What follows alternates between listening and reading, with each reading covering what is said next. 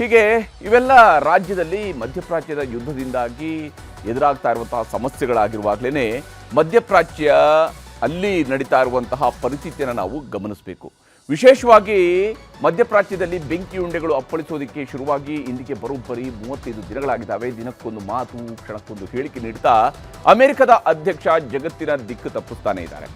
ಇಂದು ಕೂಡ ಮಧ್ಯಪ್ರಾಚ್ಯದ ಆಗಸದಲ್ಲಿ ಬೆಂಕಿ ಮಳೆ ಸುರಿದಿದೆ. ಇರಾನ್ ಮೇಲೆ ಮಾರಕ ಕ್ಷಿಪಣಿಗಳನ್ನು ಇಸ್ರೇಲ್ ಮತ್ತು ಅಮೆರಿಕ ಹಾರಿಸಿವೆ. ಇತ್ತ ಇರಾನ್ ಕೂಡ ಸರಿಯಾಗಿಯೇ ಪ್ರತೀಕಾರವನ್ನು ತೀರಿಸಿಕೊಳ್ತಾ ಇದ್ದು ಅಮೆರಿಕದ F-15 ಹೊಡೆದುರುಳಿಸೋದಾಗಿ ಕೂಡ ಅದು ಹೇಳ್ಕೊಂಡಿದೆ. ಒಂದೊಂದು ದೃಶ್ಯ ಕೂಡ ಜನರ ಎದೆ ನಡುಗಿಸುವಂತೆ ಕಾಣ್ತಾರೆ.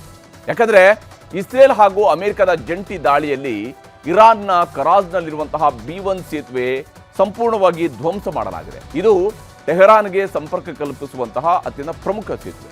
ಕ್ಷಿಪಣಿ ಹಾಗೂ ಡ್ರೋನ್ಗಳಿಂದ ದಾಳಿ ನಡೆಸಿ ಬೃಹತ್ ಸೇತುವೆಯನ್ನು ಧ್ವಂಸ ಮಾಡಿದ್ದಾರೆ. ಈ ಬ್ರಿಡ್ಜ್ ಧ್ವಂಸ ಹಿನ್ನೆಲೆಯಲ್ಲಿ ಕರಾಜ್ನಲ್ಲಿದ್ದ ಸುತ್ತಮುತ್ತ ಕರೆಂಟ್ ಕೂಡ ಕಟ್ ಆಗಿದೆ. ಅಂದರೆ ವಿದ್ಯುತ್ ಸಂಪರ್ಕವನ್ನು ಕೂಡ ಕಡಿತಗೊಳಿಸಲಾಗಿದೆ. ಇನ್ನು ಅಮೆರಿಕ ಸೇನೆಗೂ ಕೂಡ ಇರಾನ್ ಅಷ್ಟೇ ತೀವ್ರ ಸ್ವರೂಪದಲ್ಲಿ ಪ್ರತ್ಯುತ್ತರವನ್ನು ಕೊಡ್ತಾ ಇದೆ. ಕೆಶ್ಮ್ ದ್ವೀಪದಲ್ಲಿ ಅಮೆರಿಕದ ಶಕ್ತಿಶಾಲಿ ಹಾಗೂ ಪ್ರತಿಷ್ಠೆಯ, ಯಾಕಂದರೆ ಅದನ್ನು ಅಮೆರಿಕದ ಬೆನ್ನೆಲುಬು ಅಂತ ಹೇಳ್ತಾರೆ, ಆ F-35 ಫೈಟರ್ ಜೆಟ್ಗಳನ್ನು ಇರಾನ್ ಪಡೆ ಹೊಡೆದುರುಳಿಸಿದೆ. ಈ ಬಗ್ಗೆ ಇರಾನ್ನ ಸೇನೆ ಹೇಳಿಕೊಂಡಿದ್ದು F-35 ವಿಮಾನದ ಅವಶೇಷಗಳನ್ನು ಅದು ರಿಲೀಸ್ ಮಾಡಿದೆ. ಆದರೆ ಇದೆಲ್ಲ ಸುಳ್ಳು ಅಂತೇಳಿ ಅಮೆರಿಕ ಸೇನೆ ಹೇಳ್ತಾ ಇದೆ. ಇದು ಯಾವ ಸ್ವರೂಪದಲ್ಲಿ ಅಟ್ಯಾಕ್ ಅನ್ನು ಮಾಡಲಾಗಿದೆ ಅನ್ನೋಂಥ ನಾವು ಗಮನಿಸಬಹುದು. ನೋಡಿ, ಯಾವ ವಿಮಾನವನ್ನು ಹೊಡೆದುರುಳಿಸಿರ್ತಕ್ಕಂತಹ ದೃಶ್ಯ ಇದು, ಅದಕ್ಕೆ ಸಂಬಂಧಪಟ್ಟಂತಹ ದೃಶ್ಯ ಇದು. ವಿಮಾನ ತಪ್ಪಿಸ್ಕೊಳ್ಳೋದಕ್ಕೆ ಪ್ರಯತ್ನಿಸುತ್ತೆ, ಆದರೆ ಅದನ್ನು ಹೊಡೆದುರುಳಿಸಿದ್ದೀವಿ ಅಂತ ಹೇಳ್ಕೊಂಡು ಇರಾನ್ ಅವರು ಹೇಳ್ತಾ ಇದ್ದಾರೆ. ಮತ್ತು ಇದರಲ್ಲಿ ಪೈಲಟ್ ಅನ್ನ ತಮ್ಮ ವಶಕ್ಕೆ ಪಡ್ಕೊಂಡಿದ್ದೀವಿ ಅಂತ ಹೇಳ್ಕೊಂಡು ಇರಾನ್ನ ಮಾಧ್ಯಮಗಳು ವರದಿ ಮಾಡಿದ್ದಾರೆ.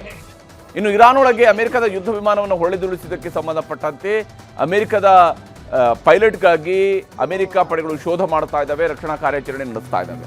SC-13J ಕಾಂಬ್ಯಾಟ್ ಕಿಂಗ್ 2 ವಿಮಾನ ಹಾಗೂ ಇರಾನ್ನ ಒಳಭಾಗದಲ್ಲಿ ಹಾರ್ತಾ ಇರುವಂತಹ ದೃಶ್ಯಗಳನ್ನು ಅದು ರಿಲೀಸ್ ಮಾಡಿದೆ. ಇರಾನ್ ಅಮೆರಿಕದ ಪೈಲಟ್ಗಳನ್ನು ಸೆರೆ ಹಿಡಿಯಲಾಗಿದೆ ಅನ್ನುವಂಥದ್ದು ಕೂಡ ಈಗ ಇರಾನ್ನ ಮಾಧ್ಯಮಗಳು ವರದಿ ಮಾಡ್ತಾ ಇರುವಂಥದ್ದು. ಇದರ ನಡುವೆ ಇಸ್ರೇಲ್ನ ಹೈಫಾ ನಗರದ ಮೇಲೆ ಇರಾನ್ ಭೀಕರವಾದಂತಹ ದಾಳಿಯನ್ನು ಮಾಡಿದೆ. ಇದು ಅಮೆರಿಕದ ಯುದ್ಧ ವಿಮಾನಗಳು ಪೈಲಟ್ಗಾಗಿ ನಡೆಸ್ತಾ ಇರುವಂತಹ ಶೋಧದ ದೃಶ್ಯ. ಆದರೆ ಮತ್ತೊಂದು ಕಡೆಯಲ್ಲಿ ಹೈಫಾ ನಗರದ ಮೇಲೆ ಇರಾನ್ ಭೀಕರ ದಾಳಿ ನಡೆಸಿದೆ. ರಾಕೆಟ್ ಹಾಗೂ ಕ್ಷಿಪಣಿ ಮತ್ತು ಡ್ರೋನ್ಗಳಿಂದ ಭೀಕರವಾಗಿ ದಾಳಿಯನ್ನು ಮಾಡಿದ್ದು ಹಲವು ಮಂದಿ ಗಾಯಗೊಂಡಿದ್ದಾರೆ. ಇದೇ ವೇಳೆ ಇರಾನ್ನ ಮೂಲಸೌಕರ್ಯದ ಮೇಲೆ ದಾಳಿ ಮಾಡಿದರೆ ನಮ್ಮ ದಾಳಿ ಮತ್ತಷ್ಟು ಭೀಕರವಾಗಿರುತ್ತೆ ಅಂತೇಳಿ ಇರಾನ್ ಎಚ್ಚರಿಕೆಯನ್ನು ಕೊಟ್ಟಿದೆ. ಅಂದರೆ ನಮ್ಮಲ್ಲಿ ವಿದ್ಯುತ್ ಸ್ಥಾವರಗಳ ಮೇಲೆ ನೀವೇನಾದರೂ ದಾಳಿ ಮಾಡಿದರೆ ಅಂದರೆ ನಾವು ನಿಮ್ಮನ್ನು ಸುಮ್ಮನೆ ಬಿಡೋದಿಲ್ಲ ಅಂತೇಳಿ ಎಚ್ಚರಿಕೆಯನ್ನು ಕೊಟ್ಟಿರುವಂಥದ್ದು. ಇದರ ನಡುವೆ ಬಹಳ ಮುಖ್ಯವಾಗಿ ಇನ್ನೊಂದು ಅಂಶವನ್ನು ನಾವು ಗಮನಿಸಬೇಕು. ಟಾರ್ಗೆಟ್ ಟೆಕ್ ಹೇಗಾಗ್ತಾ ಇದೆ ಅಂತೇಳಿ ಹೊಸ ಸ್ವರೂಪವನ್ನು ಪಡ್ಕೊಳ್ತಾ ಇದೆ. ಈ ಮಧ್ಯಪ್ರಾಚ್ಯದ ಯುದ್ಧ ದಿನಕ್ಕೊಂದು ರೂಪವನ್ನು ಪಡ್ಕೊಳ್ತಿದೆ, ದಿನಕ್ಕೊಂದು ಬಣ್ಣವನ್ನು ಪಡ್ಕೊಳ್ತಾ ಇದೆ. ಇರಾನ್ನ ಮೂಲಸೌಕರ್ಯವನ್ನು ಗುರಿಯಾಗಿಸಿ ಅಮೆರಿಕ ದಾಳಿಗೆ ಮುಂದಾಗಿದೆ. ಅಮೆರಿಕದ ದಾಳಿಗೆ ಪ್ರತಿಯಾಗಿ IRGC ಕೂಡ ಟಾರ್ಗೆಟ್ ಅನ್ನು ಮಾಡ್ತಾ ಇದೆ. ಹೊಸ ಸ್ವರೂಪವನ್ನು ಪಡ್ಕೊಳ್ತಾ ಇದೆ ಮಧ್ಯಪ್ರಾಚ್ಯದ ಯುದ್ಧ. ಇಲ್ಲಿ ಇರಾನನ್ನ ಗುರಿಯಾಗಿಸಿ ಮ್ಯಾಪಿಂಗ್ ಮಾಡಿಕೊಂಡು ಯುದ್ಧವನ್ನು ಮಾಡ್ತಾ ಇದ್ದಾರೆ. ಇರಾನ್ನ ಮೂಲಸೌಕರ್ಯಗಳನ್ನು ಗುರಿಯಾಗಿಸಿ ಅಮೆರಿಕ ದಾಳಿಯನ್ನು ನಡೆಸೋದಕ್ಕೆ ಮುಂದಾಗಿದೆ. ಮತ್ತು ವಿಶೇಷವಾಗಿ ಅಮೆರಿಕ ದಾಳಿಗೆ ಪ್ರತಿಯಾಗಿ IRGC ಕೂಡ ಅಷ್ಟೇ ಪ್ರಮುಖ ಕಂಪನಿಗಳನ್ನು ಟಾರ್ಗೆಟ್ ಮಾಡಿದೆ. ಅಂದರೆ ಅಮೆರಿಕದ ಕಂಪನಿಗಳನ್ನು, ಬೃಹತ್ ಟೆಕ್ ಕಂಪನಿಗಳ ಮೇಲೆ ಇರಾನ್ ಕ್ಷಿಪಣಿ ದಾಳಿಯನ್ನು ನಡೆಸುವಂತಹ ಪ್ಲಾನ್ ಅನ್ನು ರೂಪಿಸಿಕೊಂಡಿದೆ. ಅಮೆರಿಕದಲ್ಲಿರುವಂತಹ ಬೃಹತ್ ಟೆಕ್ ಕಂಪನಿಗಳ ಮೇಲೆ ದಾಳಿ ನಡೆಸೋದು, ಅಮೆರಿಕದ ಅತಿದೊಡ್ಡ ಟೆಕ್ ದೈತ್ಯ ಕಂಪನಿಗಳನ್ನು ಗುರಿ ಮಾಡಿಕೊಳ್ಳಲಾಗಿದೆ. ಗೂಗಲ್, ಆಪಲ್, ಮೈಕ್ರೋಸಾಫ್ಟ್, ಒರಾಕಲ್ ಇಂತಹ ದೊಡ್ಡ ದೊಡ್ಡ ಕಂಪನಿಗಳನ್ನು ಟಾರ್ಗೆಟ್ ಮಾಡ್ತೀವಿ ಅಂತ ಹೇಳ್ಕೊಂಡು ಹೇಳಿದ್ದಾರೆ. ದುಬೈನಲ್ಲಿರುವ ಒರಾಕಲ್ ಡೇಟಾ ಸೆಂಟರ್ ಮೇಲೆ ಅಟ್ಯಾಕ್ ಅನ್ನು ಮಾಡ್ತೀವಿ. 37ನೇ ಹಂತದ ಭಾರೀ ಕ್ಷಿಪಣಿ ದಾಳಿಯಲ್ಲಿ ಡೆಡ್ಲಿ ಅಟ್ಯಾಕ್ ಅನ್ನು ಮಾಡುವಂಥದ್ದು ಇವರ ಉದ್ದೇಶ. ಇನ್ನು ಬಹ್ರೇನ್ನಲ್ಲಿರುವ ಅಮೆಜಾನ್ನ ಕ್ಲೌಡ್ ಕಂಪ್ಯೂಟಿಂಗ್ ಮೇಲೂ ಕೂಡ ಅಟ್ಯಾಕ್ ಅನ್ನು ಮಾಡೋದಕ್ಕೆ ಅವರು ಪ್ಲಾನ್ ಅನ್ನು ರೂಪಿಸ್ಕೊಂಡಿದ್ದಾರೆ. ಈ ಸ್ವರೂಪದಲ್ಲಿ ಅಂದರೆ ಅಟ್ಯಾಕ್ ಅನ್ನು ತೀವ್ರಗೊಳಿಸುವಂಥದ್ದು ಇದು ಟೆಕ್ ಕಡೆಗೆ ಹೋಗಬೇಕು. ಇದರ ನಡುವೆ ವಿಶ್ವಸಂಸ್ಥೆಗೆ ಇರಾನ್ ವಾರ್ನಿಂಗ್ ಕೊಟ್ಟಿದೆ. ಮಧ್ಯಪ್ರಾಚ್ಯ ಯುದ್ಧದ ಬಗ್ಗೆ ಮೌನ ಮುರಿದಂತಹ ವಿಶ್ವಸಂಸ್ಥೆ ಈಗ ಜಾಗತಿಕ ಅಸ್ಥಿರತೆ ತೀವ್ರಗೊಳ್ತಾ ಇದೆ ಅಂತ ಹೇಳ್ಕೊಂಡು ಹೇಳ್ತಾ ಇದ್ದಾರೆ ವಿಶ್ವಸಂಸ್ಥೆಯವರು. ಇದೇನೆಂದರೆ ಯುದ್ಧವನ್ನು ನಿಲ್ಲಿಸೋದಕ್ಕಂತೂ ಸಾಧ್ಯ ಆಗಿದ್ರೆ ಸುಮ್ಮನೆ ಬಾಯಿ ಮಾತಿನ ಸಿಂಪತಿಯ ರೀತಿಯಲ್ಲಿ ಗೋಚರಿಸ್ತಾ ಇದೆ. ಯುದ್ಧ ನಿಲ್ಲಬೇಕು ಅಂತ ಹೇಳ್ತಾ ಇದ್ದಾರೆ. ಸಾವು ವಿನಾಶದ ಯುದ್ಧ ನಿಲ್ಲಬೇಕು ಅಂತೇಳಿ ವಿಶ್ವಸಂಸ್ಥೆ ಕರೆಯನ್ನು ಕೊಟ್ಟಿದೆ.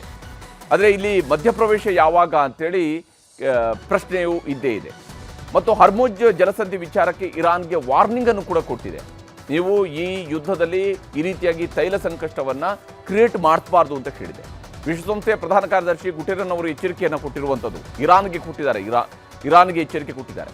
ವಿಶ್ವಸಂಸ್ಥೆಯ ಭದ್ರತಾ ಮಂಡಳಿಗೆ ಇರಾನ್ ತಿರುಗೇಟನ್ನು ಕೂಡ ಕೊಟ್ಟಿದೆ ಇದೇ ಸಂದರ್ಭದಲ್ಲಿ. ಮತ್ತು ಅವರು ಹೇಳೋ ಪ್ರಕಾರ ಯಾವುದೇ ಪ್ರಚೋದನೆಯ ನಿರ್ಧಾರ ಕೈಗೊಂಡ್ರೆ ಸರಿ ಇರೋದಿಲ್ಲ ಅಂತ ಹೇಳಿದ್ದಾರೆ. ಯಾವುದೇ ಪ್ರಚೋದನೆಯ ನಿರ್ಧಾರ ಕೈಗೊಂಡ್ರೆ ಸರಿ ಇರೋದಿಲ್ಲ. ಇರಾನ್ನ ವಿದೇಶಾಂಗ ಸಚಿವ ಅಬ್ಬಾಸ್ ಅರಾಗ್ಜಿ ಈ ವಾರ್ನಿಂಗ್ ಅನ್ನು ಕೊಟ್ಟಿದ್ದಾರೆ. ವಿಶ್ವಸಂಸ್ಥೆಯಲ್ಲಿ ನಡೀಬೇಕಾಗಿದ್ದಂತಹ ಮತದಾನವನ್ನು ಇದೇ ಕಾರಣಕ್ಕಾಗಿ ಮುಂದೂಡಿಕೆ ಮಾಡಲಾಗಿದೆ. ಈ ರೀತಿಯಾಗಿ ಬಹಳ ಜಿದ್ದಾಜಿದ್ದು ಇಲ್ಲಿ ಗೋಚರಿಸ್ತಾ ಇದೆ.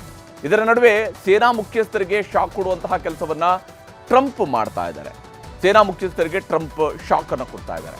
ಅಲ್ಲಿ ಅಮೆರಿಕದ ಸೇನಾ ಮುಖ್ಯಸ್ಥರಿಗೆ ಕೊಡ್ತಿರುವಂತಹ ಶಾಕ್ ಹೇಗಿದೆ ಅಂತ ಹೇಳಿದ್ರೆ,